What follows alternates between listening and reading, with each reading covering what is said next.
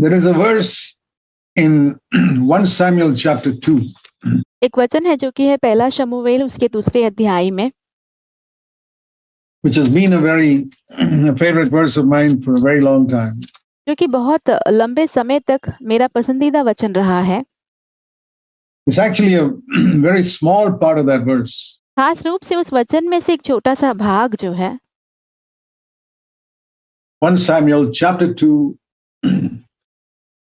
and it's referring to God speaking to a backslidden high priest called Eli. पहला शमूएल उसके दूसरे अध्याय में हम देखते हैं कि परमेश्वर जो है एक पीछे फिसले हुए महायाजक जिसका नाम एली था उससे बात करते हैं। It says in 1 Samuel 2 in verse 27, यहाँ पे पहला शमूएल दूसरा अध्याय उसके 27वें वचन में कहा गया है, a man of God came to Eli, who was the high priest at that time, एक परमेश्वर का जन जो है एली के पास आता है जो कि उस समय का महायाजक था and said to him, thus says the Lord, और उससे कहने लगा कि परमेश्वर यूं कहता है, didn't I reveal myself to the house of your father? क्या मैंने अपने आप को तेरे पूर्वजों के घराने को निश्चय प्रकट नहीं किया था? Because Eli descended from Aaron, and Aaron was given the promise that his descendants would continue to be high priests. क्योंकि एली जो है हारून से उत्पन्न हुआ है और परमेश्वर ने हारून को ये वायदा किया था कि उसके आने वाली जो पीढ़ी है जो उससे उत्पन्न होगी वे सारे ही महायाजक ही ठहरेंगे। So Eli became a high priest because of that physical relationship with his ancestor Aaron. इसीलिए हारून के साथ जो कि उसका पूर्वज था उसके साथ शारीरिक रूप से उसका रिश्ता था, इसीलिए एली जो है महायाजक बनता है। And I chose them to burn incense and all that. और मैंने उन्हें धूप जलाने के लिए इत्यादि कामों के लिए चुना है। But Eli was a very careless high priest. Eli जो था बहुत ही लापरवाह एक महायाजक था। He allowed his sons, he had a couple of sons who would steal the sacrifices brought by the meat brought by the people as an offering to God. और उसके पुत्र थे जो कि मंदिर में जब लोग मांस चढ़ाने के लिए या चढ़ावा चढ़ाने के लिए आते थे तो जो मांस वो ले आते थे वो चोरी कर लेते थे And they would fool around with the women who were serving there. और वहां पे जो मंदिर में स्त्रियां सेवा करती थी उनके साथ वो घूमते फिरते थे। And Eli was a very mild type of father, and Eli जो था बहुत ही नरम किस्म का एक पिता था। he would say, oh, this is something not good that you people are doing. See what he says in और वो कहता कि तुम लोग जो कर रहे हो वो सही नहीं है। देखिए वो क्या कहता है यहाँ 1 Samuel chapter 2 and verse 23. यहाँ पे पहला शमूएल दूसरा अध्याय उसके 23वें वचन में, This is a father who's rebuking his children for stealing the Lord's property and fooling around with women in the temple. यहाँ पे एक पिता है जो कि अपने बच्चों को डांट रहा है क्योंकि वे परमेश्वर की संपत्ति में से चोरी कर रहे थे और वहाँ की जो स्त्रियां हैं उनके साथ घूम फिर रहे थे। Oh, why do you do these things?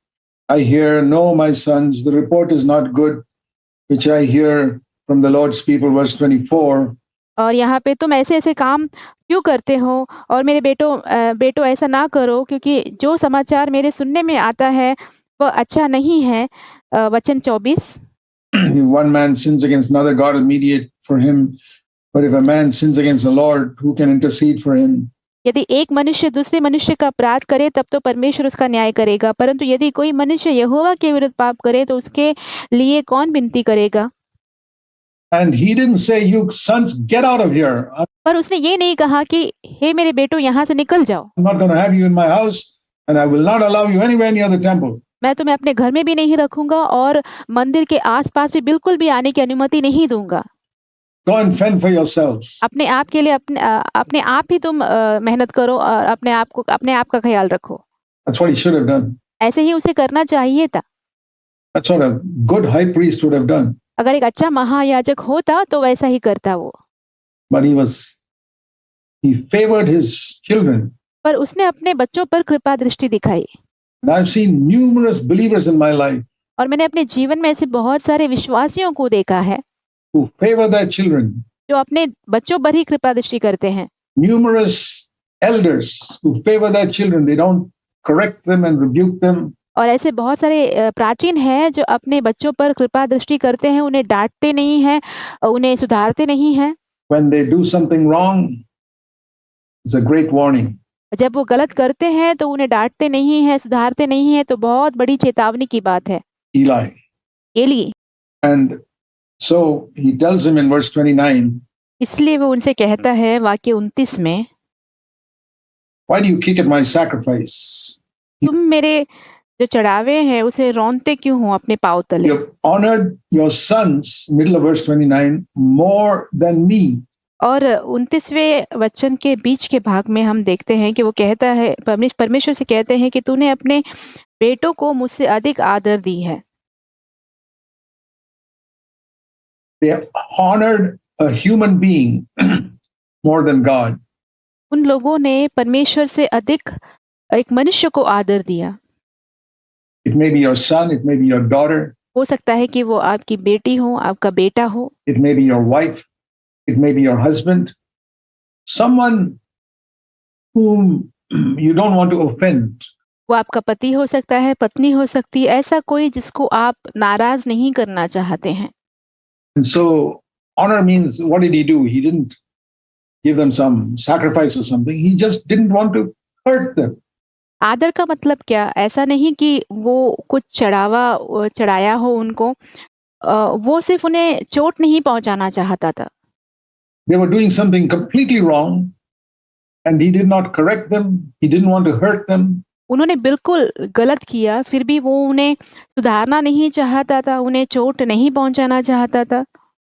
And I tell you that tendency is there in a lot of believers और मैं कहता हूँ कि ऐसा एक स्वभाव जो है बहुत सारे मसीहियों का है, विश्वासियों का है, who don't fear God. जो परमेश्वर का भय नहीं रखते हैं। And that's one reason why the vast majority of Christian leaders and pastors, their children have gone astray. और यही कारण है कि अधिकतर जो मसीही अगुवे हैं या जो पासबान हैं, उनके बच्चे जो है भटक चुके हैं, Just like Eli. एली की तरह ही। And the sad thing is, और दुख की बात तो ये है, even though this man came and rebuked Eli, भले ही ये मनुष्य आकर जो है एली को डांटता है, उसके बावजूद and later on, God spoke to Samuel. You see in the next chapter, chapter 3, और हम बाद में देखते हैं अध्याय 3 में परमेश्वर शमूएल से बात करते हैं। the Lord said to Samuel in chapter 3 in verse 11, और परमेश्वर ने शमूएल से बात की 3रे अध्याय के 11वें वचन में, I'm going to do a thing in Israel at which the ears of everyone who hears it will tingle. Israel में मैं एक काम करने पर हूँ जिससे सब सुनने वालों पर बड़ा सन्नाटा छा जाएगा। I'm going to carry out my judgment against Eli. मैं एली के विरुद्ध अपना न्याय करूंगा I'm going to judge verse 13, his house forever, और मैं उसके घराने को सदा के लिए न्याय करूंगा, वाक्य 13, because his sons brought a curse on themselves and the father did not rebuke them. क्योंकि उसके पुत्र आप शापित हुए हैं और उसने उन्हें नहीं रोका, उसके पिता ने उन्हें नहीं रोका। He loved his children more than he loved the Lord. उसने प्रभु से प्रेम रखने से अधिक उसके बच्चों से प्रेम रखा। And there are numerous believers like that I've seen in my life. और मेरे जीवन में मैंने ऐसे बहुत सारे विश्वासियों को देखा है। The number one cause of a lot of young people in God-fearing in Christian families that go astray ऐसा सबसे बड़ा कारण जिसके द्वारा मसीही परिवारों के जो बच्चे या तो फिर जो जवान है वो भटक जाते हैं, उसका सबसे बड़ा कारण ये है is because the parents love the children more than they love Jesus Christ. कि उनके जो माता पिता है प्रभु यीशु मसीह से प्रेम करने से भी ज्यादा अधिक उनके बच्चों से प्रेम करते हैं, यही कारण है। Therefore, they were not disciples. Jesus said, if you love your children more than me, you can't be my disciple. If you इसलिए वो शिष्य नहीं है, क्योंकि प्रभु यीशु मसीह ने कहा कि यदि तुम अपने बच्चों से मुझसे अधिक प्रेम रखते हो तो तुम मेरे शिष्य नहीं हो। love your parents more than me, you can't be my disciple. यदि तुम अपने माता पिता से मुझसे अधिक प्रेम रखते हो तो भी तुम मेरे चेले नहीं बन सकते हो। There are very few true disciples. ऐसे बहुत ही कम सच्चे शिष्य हैं। True disciples are those who love Christ more than their wife, more than their husband, more than their children, more than any relative, more than anybody. और जो सच्चे शिष्य जो है वो ये हैं जो कि अपने पत्नी से, अपने पति से भी अधिक, अपने बच्चों से भी अधिक, अपने रिश्तेदारों से, कहीं औरों से अधिक, सबसे ज़्यादा प्रभु यीशु मसीह से प्रेम रखते हैं, वे ही सच्चे शिष्य हैं। They will not compromise to please any human being. वो कभी भी किसी मनुष्य को प्रसन्न करने के लिए समझौता बिल्कुल नहीं करेंगे। And so the Lord told Samuel, इसीलिए परमेश्वर ने शमूएल से कहा, I'm his sons, verse 13, chapter 3, verse 13. वाक्य 13, पहला शमूएल 3 अध्याय उसका 13वां वचन। The last part brought a curse on them. और उसके पुत्र आप शापित हुए हैं। He did not rebuke them. और उसने उन्हें नहीं रोका। So his sins can never be atoned इसीलिए उसके जो पाप है उसका प्रायश्चित कभी नहीं हो सकता। by any sacrifice. कोई भी चढ़ावे के द्वारा या बलिदान के द्वारा उसका प्रायश्चित नहीं हो सकता। And Samuel went and told that और शमूएल जाकर उसे कहता है, to Eli. एली से कहता है, He was a young boy. वो एक छोटा सा लड़का था तभी। Years later, और सालों बाद Samuel grew up and he became the prophet शमूएल बड़ा होता है, वो नबी बनता है, and the judge वो एक न्यायी बनता है, in Israel. इज़राइल का न्यायी बनता है। And it says here in chapter 8, और फिर हम देखते हैं अध्याय 8 में, 1 Samuel chapter 8. पहला शमूएल उसका 8वां अध्याय। When Samuel was old, और जब शमूएल बूढ़ा हो चुका था, he appointed his sons judges over Israel. तब उसने अपने पुत्रों को इज़राइलियों पर न्यायी ठहराया। There's a word in English for this called nepotism. और एक शब्द है जो कि अंग्रेजी में इसे कहा जाता है कि अपने बच्चों को आगे बढ़ाना। Partiality towards somebody you care for and love. ऐसे किसी व्यक्ति के प्रति भेदभाव रखना जिससे आप प्रेम करते हो, उनका ख्याल करते हो, Even if they are not fit for the job, भले ही उस काम के लिए वो योग्य नहीं है फिर भी। you put them there. Samuel's sons were not at all fit to be judges like Samuel himself was. देखिए जो शमूएल के पुत्र थे वो कभी भी न्याय बनने के योग्य नहीं थे जैसे कि शमूएल था।